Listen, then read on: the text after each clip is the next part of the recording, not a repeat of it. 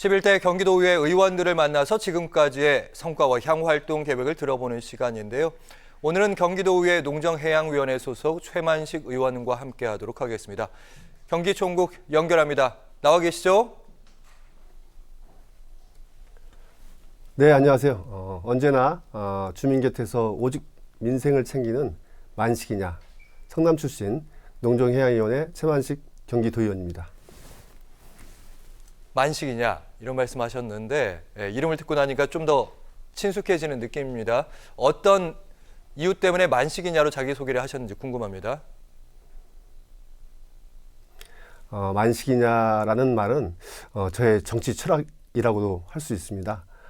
저는 성남시에서 5, 6대 시의원, 5, 6, 7대 성남시의원, 그리고 지난 10대 경기도의원을 역임했습니다.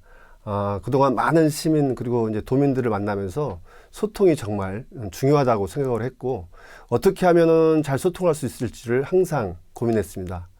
그래서 저는 원하는 소통을 위해서 친근감 있는 이제 동네 이웃집 아저씨, 형님, 삼촌 같은 이미지를 형성해야 더 쉽게 도민들의 의견을 수렴할 수 있고, 이러한 것들이 의정활동에 반영되어야만 도민들의 삶의 질을 높일 수 있다는 생각으로 또 정책으로 반영된다고 생각했습니다. 이러한 뜻을 바탕으로 만식이냐는 첫째, 주민들과의 소통하는 친근한 만식이냐라는 뜻으로 신뢰의 정치, 인간미 넘치는 정치를 보여주겠다는 뜻입니다. 둘째는 어떤 일에 숨은 공로자가 만식이냐? 라는 뜻으로 보여주겠다는 말보다는 행동과 결과로 이를 증명하겠다는 의미가 담겨 있습니다. 풀뿌리 의원이세요. 성남시 의회 5, 6, 7대 의원 지내셨고요. 경기도의회에서도 10대, 11대 경기도의회 의원으로 의정활동 펼치고 계시는데 지금까지의 의정활동 소회 좀 들어볼까요? 성남시와 이제 경기도의원으로 약 18년간 의정활동을 하고 있는데요. 지금까지의 많은 의정활동이 다 기억에 남을 정도로 모두 소중하고 뜻이 깊습니다. 누군가는 저를 정치 베테랑이라고 표현을 합니다. 사실 저는 아직도 배우고 있는 중이고 초심을 잃지 않기에 매 순간 다짐하고 있습니다. 정치는 사람을 사람답게 만드는 요소이고 공기와 같아서 반드시 필요함에도 불구하고 실제로 체감하기 어려운 경우가 많습니다.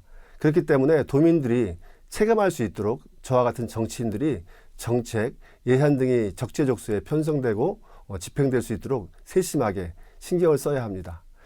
저는 정치를 시작했을 때부터 지금까지 이러한 신념을 지키고자 했습니다. 앞으로도 도민들에게 필요한 의정활동을 펼치기 위해 노력하겠습니다. 경기도의회에서 상임위가 농정해양위원회 소속이신데 어떤 상임위인지 도민 여러분께 소개를 해주신다면요.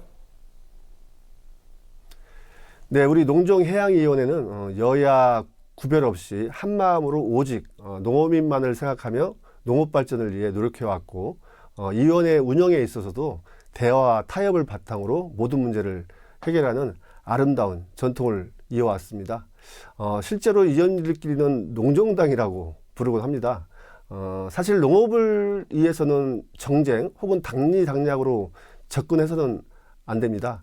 농업 발전을 위한 예산과 정책들이 제대로 이루어지는지를 살펴봐야 하는데, 이 부분에 있어서만큼은 저희 상임위가 정말 잘하고 있다고 생각합니다. 근래에는 고령화로 인한 농어촌 일손 부족, 경기 침체 등으로 농어민들의 많이 어려움이 있습니다. 특히 농정부자 발전을 위해 어떻게 불합리한 제도를 개선하고 예산을 확충해야 할지에 대한 고민이 많았고, 이를 해결하기 위해 함께 노력하고 있습니다. 농어촌은 우리 삶의 터전이자 먹거리를 제공하는 생명의 원천입니다. 이를 지키기에 저를 포함한 우리 농정해양위원회 위원님들이 최선을 다하겠습니다. 경기도민 입장에서는 우리 지역의 도의원이 어떤 활동을 하고 있는지 알기 위해서 조례를 들여다보기 마련인데요. 발의한 조례안이 있으시다면요? 세 가지 정도만 말씀드리고 싶습니다. 우선 지난 6월 발의한 경기도 농업진흥 및 농업인 등의 삶의 질 향상에 관한 조례입니다. 주요 내용은 지속 가능한 농업 활동의 중요성이 강조되고 있는 만큼 농어촌 공동급식 지원 사항에 대한 조항을 신설하여 농업인의 삶의 질 향상을 도모하고자 했습니다. 쉽게 말하면 우리 농업인들이 농번기에 일하는 시간도 부족한 상황에서 식사 준비를 하는 것이 어렵기 때문에 공동급식을 통해 해결할 수 있도록 지원하는 것입니다. 다음으로 이제 지난 12월에 제정한 경기도 중장년 농업인 지원 조례를 말씀드리겠습니다.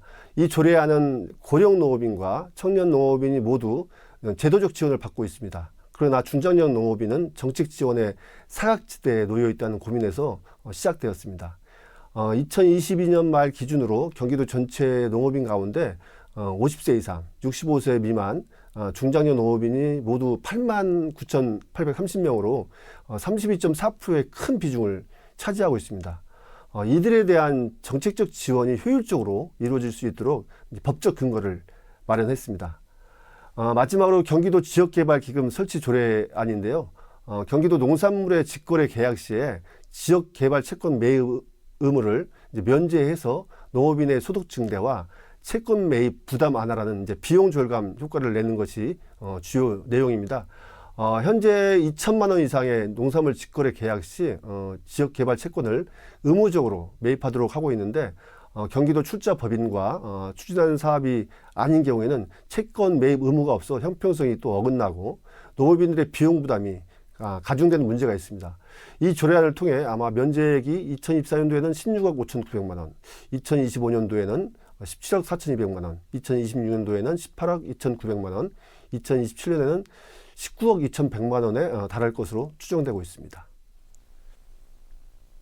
지역구인 이제 성남시 현안 얘기도 좀 해보도록 하겠습니다. 고도 제한 문제는 성남시의 오랜 문제 중에 하나입니다. 아무래도 서울공항이 성남에 위치해 있기 때문에 쉽지 않은 문제이기도 한데요. 고도 제한 완화의 해법 있을까요? 사실 고도 제한 문제는 성남시의 오래된 수건 문제 중 하나입니다. 이로 인해서 재건축, 재개발 사업에 어려움을 겪고 있고 성남 시민들의 재산권 침해는 물론 도시개발이 어렵기 때문에 성남시의 발전을 저해하는 측면이 있습니다. 제2롯데월드 건물을 지을 당시 안전성 논란이 있었는데 성남기지 활주로에 각도까지 바꾸면서 허가가 되었습니다. 그러나 성남시는 여전히 고도 제한을 받고 있다는 게 상식적으로 납득이 되지 않습니다. 제가 2022년 제365회 정례 5분 발언을 통해서도 민선 8기 공약 중에 성남 서울공항 이전과 서울공항 주변 고도 제한 완화에 대해서 좀 이행을 촉구한 바 있습니다. 사실 고도 제한 완화는 경기도만의 문제는 아니고 서울공항 이전 또한 장기적 과제이기 때문에 쉽게 해결될 수 있는 문제는 아닙니다. 그러나 우리 주민들의 주거권을 확보하려면 지속적으로 중앙정부와 지방정부가 함께 힘을 모아야 한다고 생각합니다.